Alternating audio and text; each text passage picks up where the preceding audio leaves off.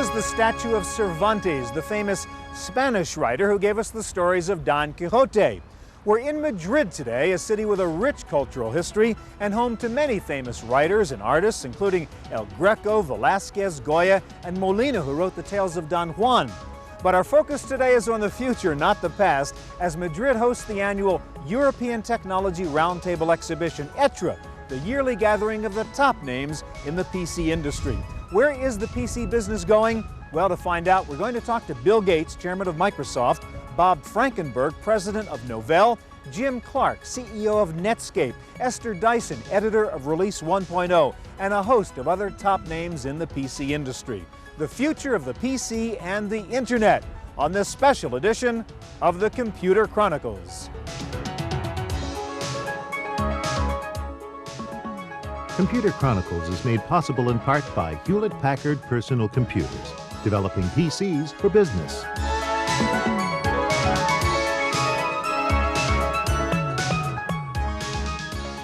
Additional funding from the Software Publishers Association, providers of educational materials to help manage software. Don't copy that floppy. This extraordinary building is the main post office here in Madrid. You remember post offices, you know, snail mail? The building is in fact a bit of a monument here in Spain, and I guess for a good reason. It's kind of difficult to remember what life was like before email. Well, if you listen to what the visionaries are saying here at the ETRE conference in Madrid, it will soon be difficult to remember what life was like before the Internet. They called this conference ETRE, but they might as well have called it Internetre. That's all everyone was talking about: the net, the web, and how to turn it into a business. Despite the immense growth of the Internet, industry visionaries were still trying to get a handle on exactly what the net is.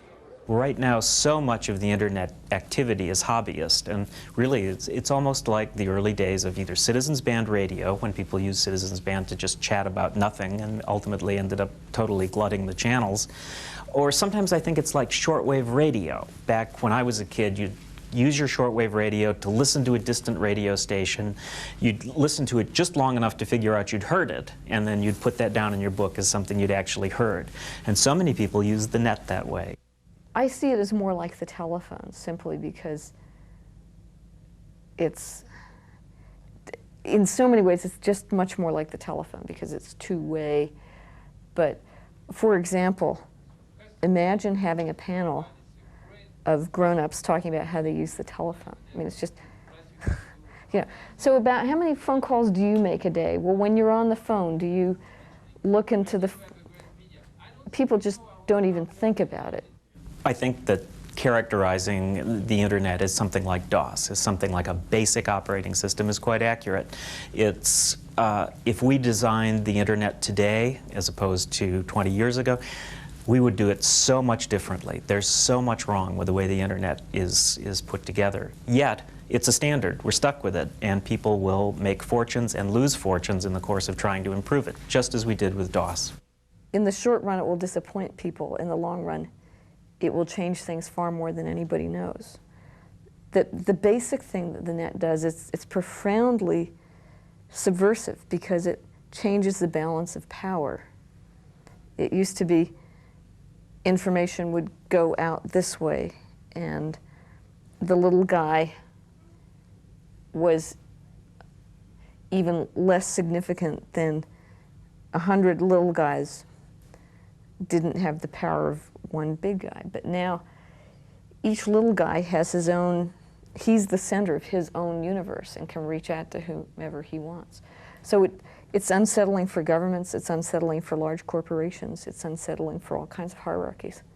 The Internet has been a mixed blessing for the commercial online services such as CompuServe, Prodigy, and AOL. It's a major competitor, but it's also a major reason for finding an online gateway. The risk is that once commercial subscribers find the net, they'll discover they don't need their proprietary service anymore. It's clear, just anecdotally, that when users are introduced to the net via Prodigy or an AOL browser, if they become really enamored of the net and get very comfortable there, quite soon they begin to look at just going to a pure internet access provider. So the struggle for the online services is to continue to offer enough added value that you don't go to just a straight internet access provider, because that cost will be less. Jim Clark, CEO of Netscape, thinks the commercial services are doomed if they see themselves as internet gateways. We have 5 times the number of people using the internet through Netscape as AOL has people accessing the internet through AOL. So it's ludicrous to think that they will be the standard worldwide access provider of the internet. It's totally ludicrous. The only way they will survive is if they mutate their business model to become the most premier place to visit on the internet. So what does it mean to be a premier place to visit on the net? Is it the interface or is it the content? Content is not key. It's like saying what's key in a bar is the beer. It's not. It's the bartender and the people the bartender brings in. And you go to the bar because of the other people who are there. That is easy to say, hard to do. For many, the short-term objective is just to get their business up on the World Wide Web, but Esther Dyson says you can't really make money that way. If you think you're going to get value out of having a web page, you're wrong. You've got to, your web page is a presence. It's like a trademark, but you still need to be selling something behind that web page or providing some kind of value. In the long run, some of that value may be virtual. It may be creativity that exists only electronically.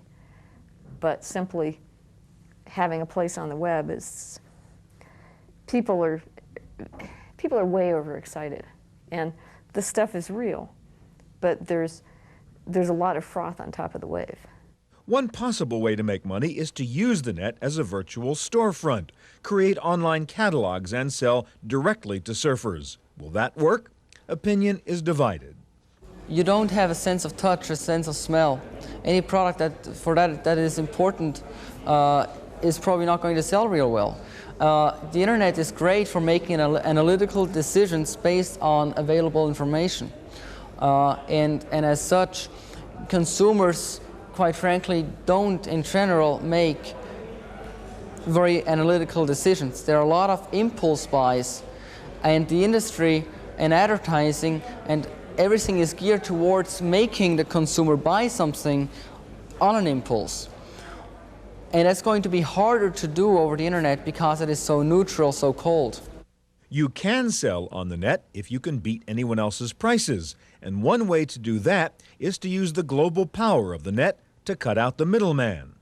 It's common in this industry to say that the middleman is going to be disaggregated with the rise of electronic commerce. In other words, consumers are going to go directly to the source of supply without a retail participant in the middle taking a cut. The notion is you'll get lower prices and perhaps more immediate delivery, etc.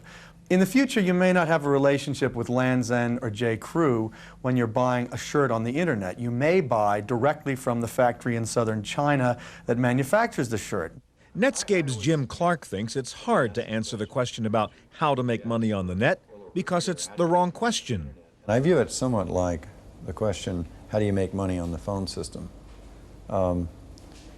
Because if you think of the internet in the right way, it's nothing but, it's for data what the phone system is for voice. Therefore, you, in a business, use the phone system. You don't make money on it. You don't think you're making money on it, but you use it to make money. The phone is an indispensable aspect of running your business, no matter who you are. Therefore, as data becomes more and more important and computers become more ubiquitous, the internet becomes a mechanism and use how you wish to make money.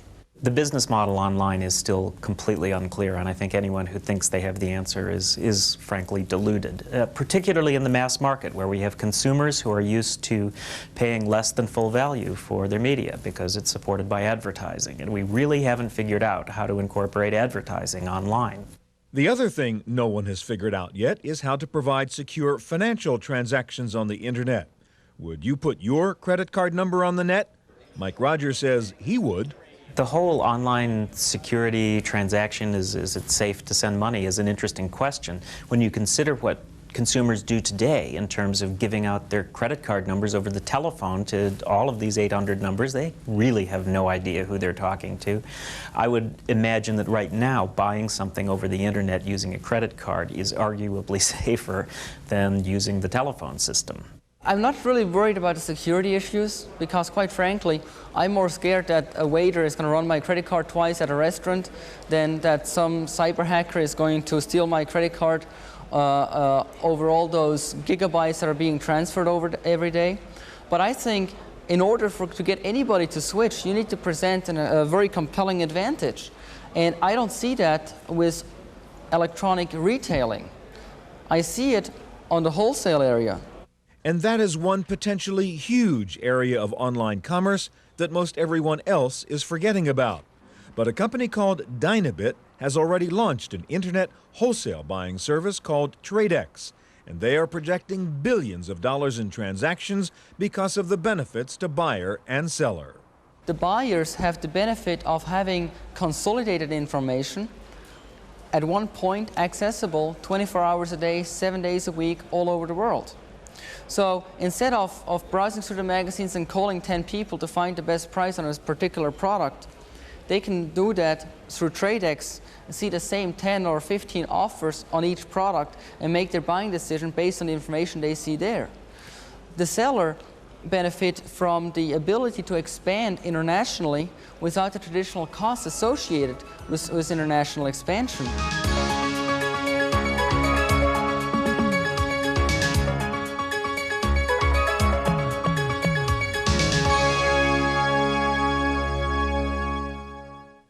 The issue of censorship or regulation of net content was also a hot topic at ETRE, but there was no abundance of easy answers.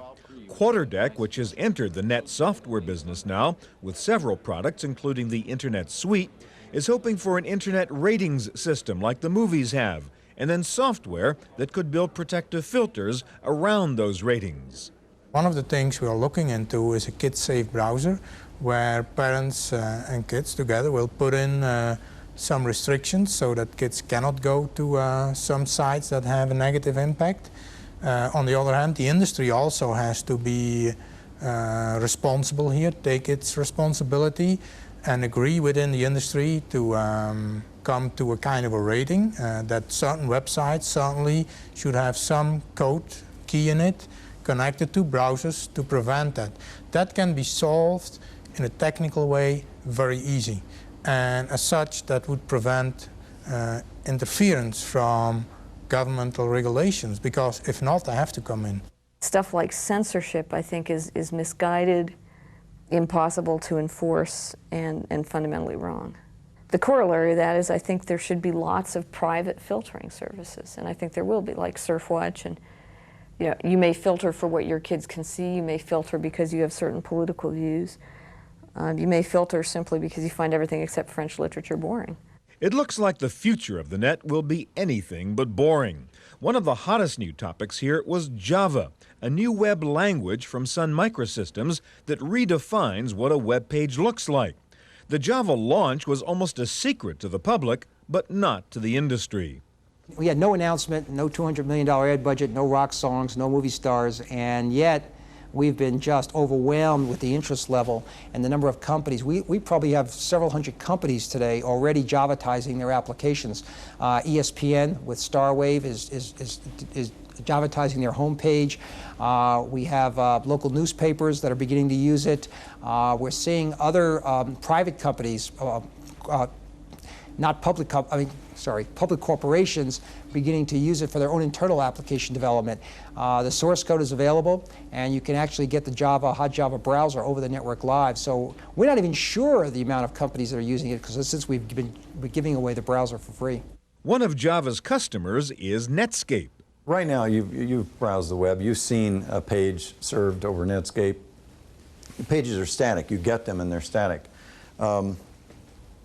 Java enables the content to become interactive, active.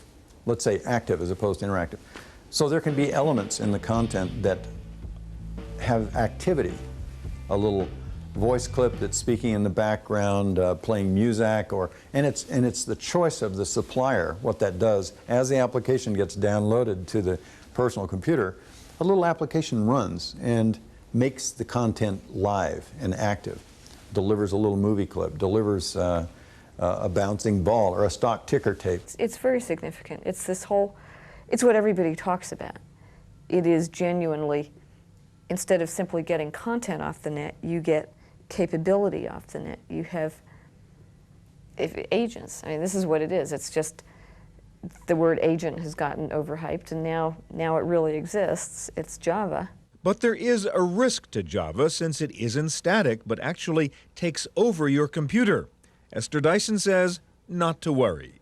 The Java apps are restricted, so they can't really mess around with your machine because it's kind of like, call it safe sex. I mean, you get real movement, but it's still got a kind of membrane around it that protects your fundamental machine from the thing doing too much. The other concern about Java is the possibility that it could become a proprietary web standard. I happen to think Java is very important so long as it's not proprietary. In other words, our use of Java is completely open.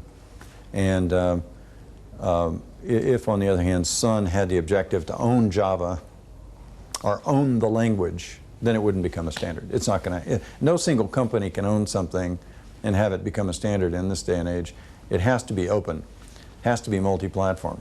What attracted us to the internet in the first place was that it's so compatible, that everyone can get on the internet and talk to everyone else.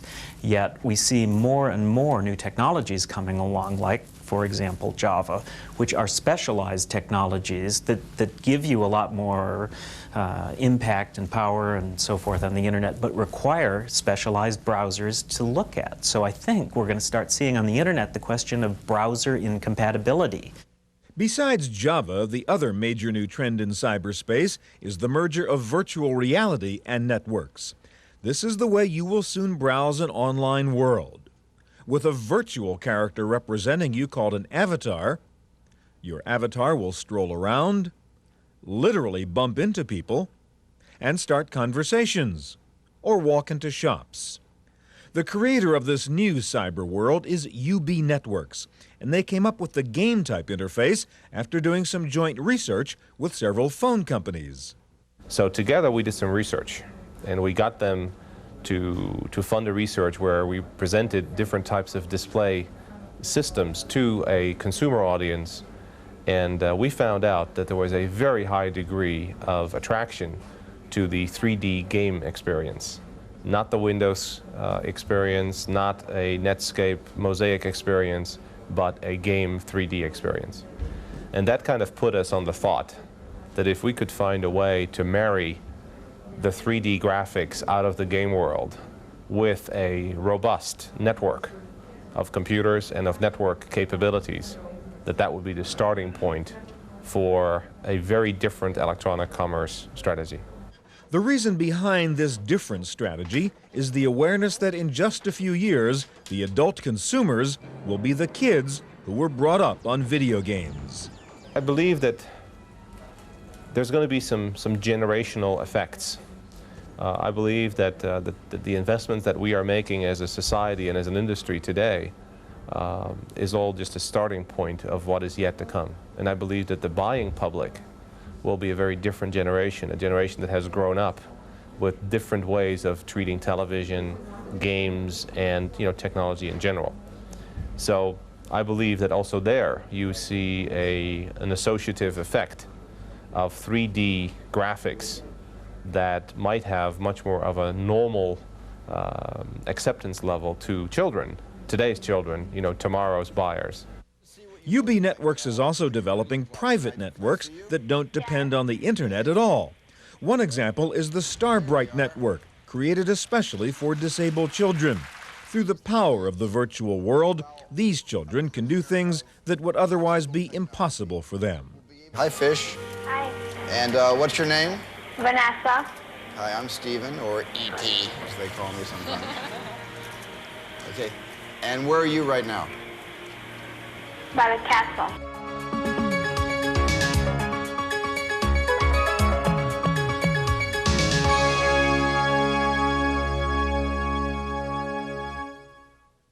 Today's internet sites are just the tip of the iceberg.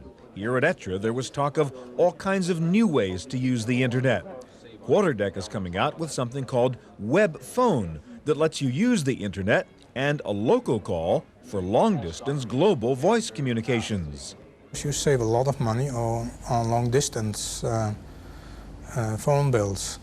But that's only one step, because when you talk over the web through your computer with your business partners, then you can look at the document, the business document, and talk over it and agree on a contract over the web. Saves you a lot of time and money. Voice traffic, the integration of email and voicemail and all of those things. Voice is just another form of data. You see, this is where, if you really think of data in its most comprehensive way, it's just bits, and anything can be represented as bits is going to be transmitted over the internet. That's movies, that's voice. Clark believes that the networked personal computer will not only become your telephone, but also your television set. One of the applications available on computers will be television. Television will become an application as opposed to a standalone technology. And one of the applications may simply be treat it like cable. You may just say, I want my television, cable TV, and then you'll be able to use a remote just like you use television today. Or you may say, I want to watch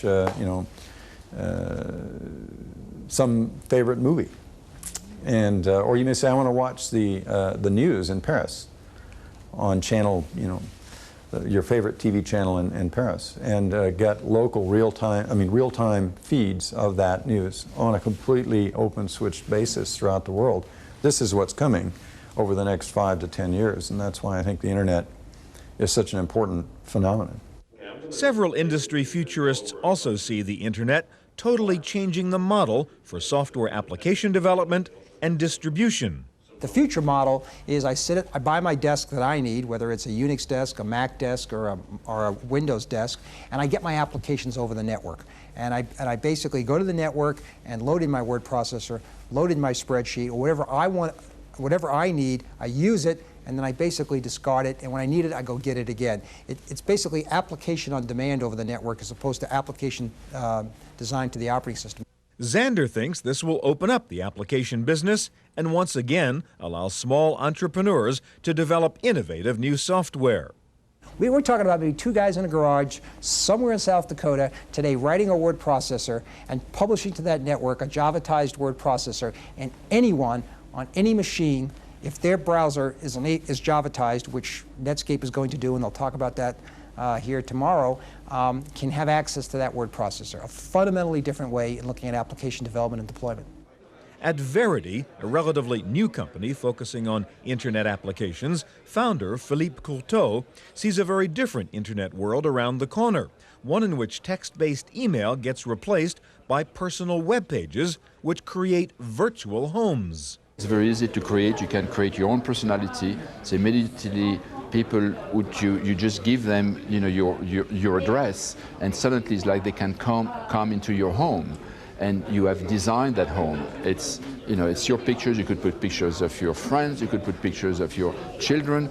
If you're and you could, if you have a hobby, you could then suddenly link a lot of other persons who share the same hobby. You could create chat discussions. So you suddenly open your own world to everybody who wants to come in, who has the opportunity of coming in. So this is very, very powerful. Courteau's company is also developing a new intelligent search engine for the internet with a totally different approach to finding things. Our technology will be used, for example, to search much more easily through the directories.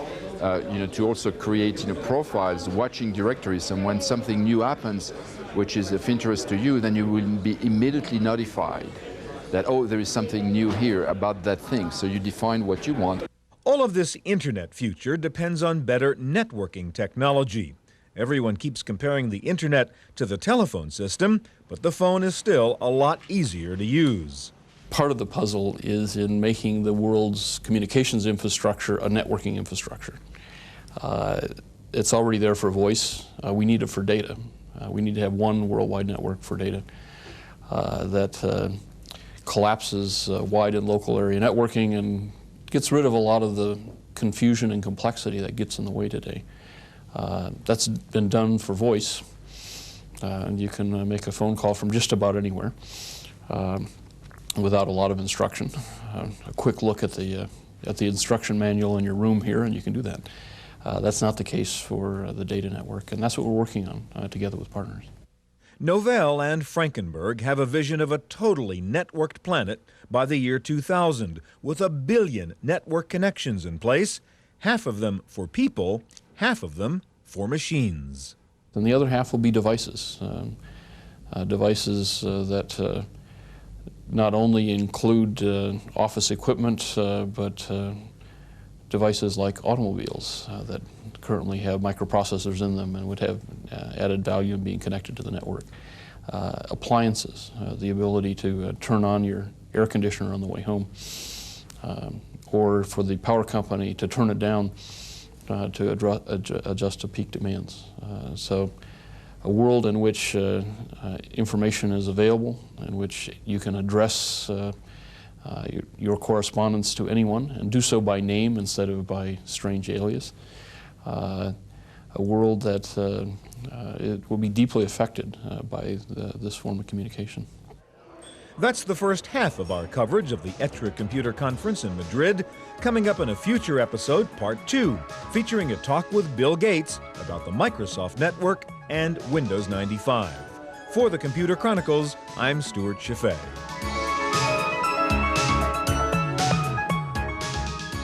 Computer Chronicles is made possible in part by Hewlett-Packard Personal Computers, developing PCs for business.